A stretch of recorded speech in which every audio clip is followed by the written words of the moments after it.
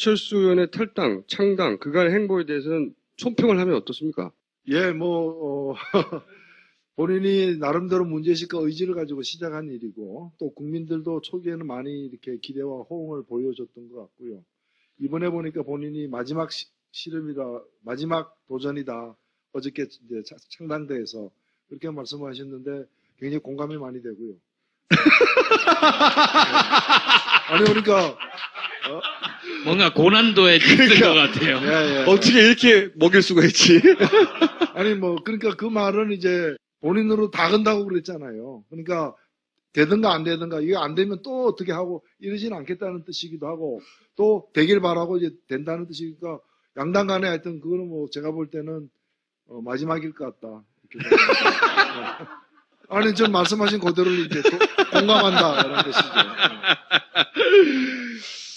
그리고 또 상대 측에서 굉장히 논란이 됐던 문재인 전 대표의 행보에 대해서 어떻게 생각하십니까? 제가 정치를 그렇게 잘 모르지만은 최선이 아니면 차선이 아니면 차악을 택하는 것이 정치다라고 이렇게 배웠고 그렇게 공감을 하는데 저는 그런 선택을 한 것 같아요.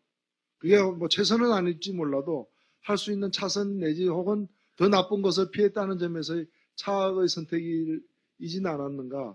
그 무리한 요구들을 거부한 거는 그건 전 상식이라고 보고요. 상식이라고 보고 그럼에도 불구하고 당을 살리기 위해서 또 승리로 끌기 위해서 본인이 물러났죠. 안 물러나도 될 일인데 따지고 보면은 물러난 것도 저는 용기라고 생각되고 그 시점도 그렇게 늦지 않았다고 저는 생각합니다. 그리고 무엇보다도 김종인 체제를 만들어내고 물러난 것은 굉장히 잘한 일 같습니다. 저쪽에 김무성 대표에 대해서는 어떤 글쎄요, 얼마 안 남은 것 같아요. 총선 끝나면 떨어져 나갈 것이다? 아니요, 총선은 당선될 것 같고요. 제 말은 총선이 끝나고 나면 끝나면 일단은 당대표 뽑는 선거가 있죠. 네. 7월 달에. 그러니까 그 선거는 출마를 안 할 거고. 그러니까 그 다음에는 국회의원으로 아마 활동하시겠죠. 그 새누리당의 대선 후보로서의 영향력과 지위는 점점 줄어들거나 없어질 것이다, 역할이? 보는 사람마다 달리 보일 수는 있는데 저는 처음부터 그랬어요. 본인이 아마 알고 있을 것이다. 자신이 대선에 나가지 않는 것을. 본인은 그렇게 생각 안 하시는 것 같던데. 지난해에도 제가 어디서 그 지적을 했는데 본인이 7월 달인가 자신은 대선 그 후보로서의 그 자격이 없는 사람이다.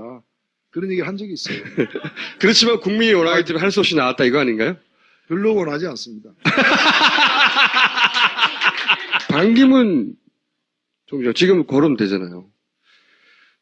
자격이야 사실은 법적인 자격은 있죠. 정치적인 의미에서 자격이 있느냐에 대해서는 저는 적절치 않다라고 사실 보고 있고요. 다만 제가 나오라 말라 이렇게 재단할 수 있는 사람은 아니니까 아마도 새누리당에서 거론되는 후보들이 다 아웃될 때 본인에게 기회가 주어질 것이다. 그러지 않으면 그 기회도 쉽게 주어지는 것은 아니다. 이렇게 생각합니다. 그럼 지금 현재 기준으로는 누가 제일 유력하다고 보십니까? 새누리당 쪽에서는. 한 1년 있으면. 오히려 전혀 거론 안 되는 쪽에서. 박심을 아는 누군가가? 새누리당은 그간의 삼김시대 이후에도 삼김 정치를 하던 사람들이 계속 하고 있고, 혹은 삼김 이전 시대. 그렇죠. 삼김보다 이전. 삼김 이전 시대. 박정희 시대에서.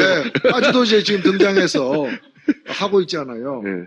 그러니까 지금 어찌 보면은 그 철기 시대에 청동기와 신석기가 이렇게 그런 상황인데, 오히려 이 모든 걸 뛰어넘는 삼김 이후 시대, 젊은 그런 주자들이 기왕에 김무성 대표만 하더라도 사실은 김영삼 전 대통령께 따라다니면서 그 정치를 배웠고 지금 그걸 약간 흉내내는 사람이잖아요. 네. 그러니까 새로운 정치가 아니라 낡은 정치를 부분적으로 재현하는 사람 정도인데 이런 것이 아니라 완전히 우리나라 새로운 보수, 젊은 보수, 합리적 보수 이런 기치로 해가지고 신세대가 나올 경우에는 제가 볼 때는 현재의 야당보다도 진화가 더 빨라지고 그렇게 되면은 굉장한 파급력, 경쟁력을 가질 수도 있다. 그런 후보군 중에 염두에 두신 분이나 이 사람들이 나오지 않을까 하는 사람도 있긴 있으신 거죠, 지금. 예, 지금 생각하는 사람하고 똑같습니다. 아. 무슨 생각들 하셨어요? 혹시 정의당의 대선 후보가 되는 거예요? 글쎄요, 지금 뭐 정의당의 처지로서는 총선에서 어떻게 살아남느냐, 이것이 제일 절대절명의 과제이기 때문에 그런 상태, 물론 이제 당이니까 당이라는 것은 집권에 대한 욕망도 있는 것이고 또 대선이 다가오면은 그에 대한 대응도 해야 되겠지만은 총선 승리 이후, 총선 이후의 일을 지금 고려하는 것은 좀 주제에 맞지 않는다 이렇게 생각합니다. 총선 이기고 나서 가장 먼저 국회에서 만들 법안이나 제일 시급하게 고쳐야 될 게 뭡니까? 그 대통령 공약 중에서 가장 잘 만든 공약집이 박근혜 대통령 공약집이에요. 세상을 바꾸는 약속. 제 아주 그 애독서예요. 세상을 바꾸는 약속. 제가 이게 두 권이 있다면은, 이제 한 권밖에 없는데 두 권이 있다면은 박근혜 대통령에게 선물하고 싶어요. 왜냐하면 본인이 안 읽어본 것 같아요. 그러니까 네. 선물을 해도 안 받을 것 같아요. 근데 이 세상을 바꾸는 약속인데 이 책을 다시 읽는다면은 제목을 바꿔야 돼요. 약속을 바꾸는 세상. 제가 이 책을 보면서 느낀 게 뭔가 하면은 솔직히 정치인들의 약속, 특히 대통령 후보의 약속 중에 안 지켜지는 것이 있잖아요. 많죠. 예. 뭐 다른 대통령도 그랬고. 예. 근데 대통령 스스로의 약속을 안 지키는 대통령은 많았지만 자기 약속을 정면으로 반대로 위배하는 대통령은 처음이에요. 해고 요건 강화 이렇게 돼 있어요. 해고를 어렵게 하겠다가 공약이에요. 근데 지금은 쉬운 해고를 그렇죠. 밀어붙이고 있잖아요. 그것 때문에 경제가 어렵다고 막 화내고 막 예, 그래서 저는 속이 탄다 그러고. 제가 국회의원이 되면 제1호 법안을 해고를 어렵게 만드는 법안이죠. 그래서 박근혜 대통령의 공약을 실현하는 진짜 예. 그래서 저는 5개의 공약은 제 최대 5개의 공약은 전부 다 박근혜 대통령이 약속을 했지만 이렇게도 있어요. 대기업이 중소기업을 갖다가 이렇게 원청 하청 관계 속에서 괴롭힐 때 징벌적 손해배상 제도를 도입하겠다. 엄청나게 좋은 게 있어요. 이거 안 하고 있어요. 그래서 이런 것만 해가지고 진짜 진박이 누구냐? 네. 진박 되려면 이 정도는 해야 된다. 노회찬 진박 선언. 어디서 한 사람이 자기 마음으로 막 마음대로 하고 있으니까 다시는 이런 일이 없도록 법으로 못을 박아야 되겠다. 홍준표 방지법.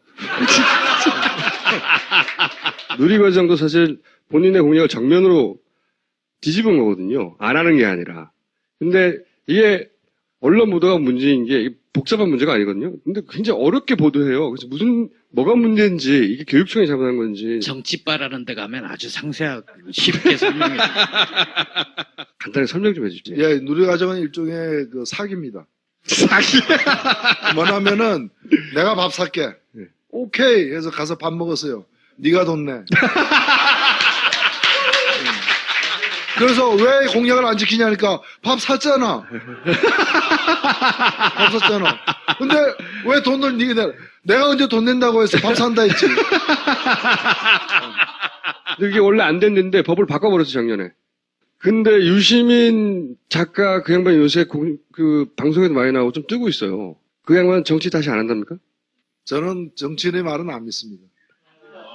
근데 작가의 말은 믿습니다. 하실 말씀이 보통 있잖아요, 끝에? 오래간만에 여러분들 만나 뵙게 돼서 반갑고요. 뭐 하여튼 선거가 다가오고 있기 때문에 다른 얘기보다도 뭐 선거 얘기를 마지막으로 드리고 싶습니다. 저는 사실 고민을 많이 했었어요. 특히 이제 물론 당이 이제 논의를 했고 당에서 최종 결정을 내렸습니다만은 저와 연관된 일이니까 제가 고민을 안 할 수가 없었는데 그런 생각을 많이 했었어요. 사실은 어찌 보면 행복한 고민이기도 했었어요. 뭐 야권연대가 잘 된다거나 이러면은 거론되는 모든 지역에서 다 당선 가능성이 조금씩은 이제 꽤 이제 있었던 상황이었기 때문에 어찌 보면 행복한 고민이라고 누가 얘기도 해주던데 노원에서 당선되면은 원래 제가 심혈을 기울였던 지역을 되찾는 의미 그리고 당으로서 한석을 늘리는 의미 말고 무슨 의미가 있을까? 사실 그런 생각도 했고요. 광주에서 만일 당선된다면 물론 거기서도 한석을 얻게 되겠지만은 어차피 거기는 야권이 이렇게 지배하던 곳인데 호남에서의 지금 정치는 제가 볼 때는 야권의 맹주를 누구로 하느냐의 정치예요. 그 이상의 의미가 그게 있을까 저는 사실은 그런 생각을 갖습니다. 그러나 영남에서의 한석은 단순한 한석을 넘어서서 새누리당 의석을 빼앗아오는 의미가 있고 한석만 빼앗아오는 것이 아니라 거기서 이렇게 지축을 흔들게 되면은 옆에 있는 이미 열심히 잘 하고 계십니다만은 김해을이라거나 양산이라거나 거제라거나 늘어날 수도 있어요. 그래서 새누리당 의석을 3석씩 갖고 올 수 있는 그리고 저는 새누리당은 언제 무너지는가? 호남에서 A 야권에서 B 야권으로 이니셔티브가 넘어가면 새누리당이 무너지는가? 그렇지 않습니다. 영남에서 밑돌이 빠지면 새누리당 무너집니다. 자, 오늘 여기까지 하겠습니다. 박수 부탁드립니다.